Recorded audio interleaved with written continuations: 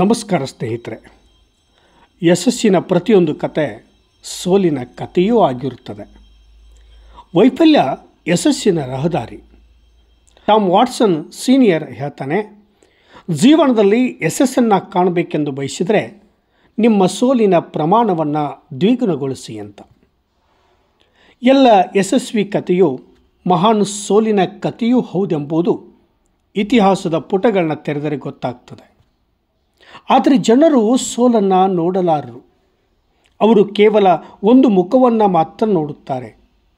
ಅವನಿಗೆ ಅದೃಷ್ಟವಿತ್ತು, ಹೀಗಾಗಿ ಯಶಸ್ವಿಯಾದ ಎನ್ನುತ್ತಾರೆ. ಇಲ್ಲಿ ನಾನು ನಿಮ್ಮೊಂದಿಗೆ ಒಬ್ಬ ಜೀವನ ಕಥನವನ್ನು ಹೇಳಬೇಕು.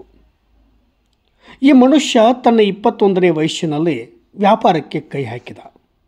ಕೈ ಸುಟ್ಟುಕೊಂಡ. 22ನೇ ವಯಸ್ಸಿನಲ್ಲಿ ಶಾಸನ ಸಭೆಗೆ ಸ್ಪರ್ಧಿಸಿ ಸೋತು ಹೋದ. 24ನೇ ವರ್ಷದಲ್ಲಿ ಪುನಃ ವ್ಯಾಪಾರಕ್ಕೆ ಕೈ ಹಾಕಿ ನಷ್ಟ ಅನುಭವಿಸಿದ. ತನ್ನ 26ನೇ ವಯಸ್ಸಿನಲ್ಲಿ ತನ್ನ ಪ್ರೇಯಸಿಯ ಅಕಾಲಿಕ ಮೃತ್ಯುವಿನಿಂದ ಜರ್ಜರಿತಗೊಂಡ. 27ನೇ ವಯಸ್ಸಿನಲ್ಲಿ ನರವ್ಯಾಧಿಗೆ ತುತ್ತಾಗಿ ಹೋದ. 34ನೇ ವಯಸ್ಸಿನಲ್ಲಿ ಪುನಃ ಚುನಾವಣೆಗೆ ನಿಂತು ಸೋತು ಹೋದ. 45ನೇ ವಯಸ್ಸಿನಲ್ಲಿ ಸಿನೆಟ್ ಚುನಾವಣೆಯಲ್ಲೂ ಸೋಲುಂಟಾಯಿತು. 47ನೇ ವಯಸ್ಸಿನಲ್ಲಿ ಉಪಾಧ್ಯಕ್ಷ ಚುನಾವಣೆಗೆ ಸ್ಪರ್ಧಿಸಿ ದಯನೀಯವಾಗಿ ಪರಾಭವಗೊಂಡ. 49ನೇ ವಯಸ್ಸಿನಲ್ಲಿ ಪುನಃ ಸಿನೆಟ್ ಚುನಾವಣೆಯಲ್ಲಿ ಸೋತ. 52ನೇ ವಯಸ್ಸಿನಲ್ಲಿ ಅಮೆರಿಕದ ಅಧ್ಯಕ್ಷನಾಗಿ ಚುನಾಯಿತನಾದ. ಈತನ ಹೆಸರು ಅಬ್ರಾಹಿಂ ಲಿಂಕನ್. ಈತನನ್ನು ಸೋಲಿನ ಸರ್ದಾರ ಎನ್ನುತ್ತೀರೇನು? ಲಿಂಕನ್ ಅನುಭವಿಸಿದ ಸೋಲು, ಅಪಮಾನ ಅಷ್ಟಿಷ್ಟಲ್ಲ. ಆತನ ಜಾಗದಲ್ಲಿ ಬೇರೆಯವರಿದ್ದರೆ ಅವರು ಕುಸಿದು ಹೋಗ್ತಾ ಇದ್ದರು.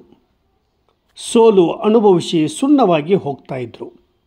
ಆದರೆ ಲಿಂಕನ್ ಒಂದಕ್ಕೂ ಹಿಂದೆ ಸರಿಲಿಲ್ಲ. ಪ್ರತಿ ಸೋಲನ್ನು ಸೋಪಾನವಾಗಿ ಮಾಡಿಕೊಂಡ. ಅಷ್ಟೇ ಅಲ್ಲ, ಸಮಸ್ತ ವಿಶ್ವವೇ ಬೆರಗಾಗುವಂತೆ ಅಮೆರಿಕದ ಅಧ್ಯಕ್ಷನಾದ. ಧನ್ಯವಾದಗಳು.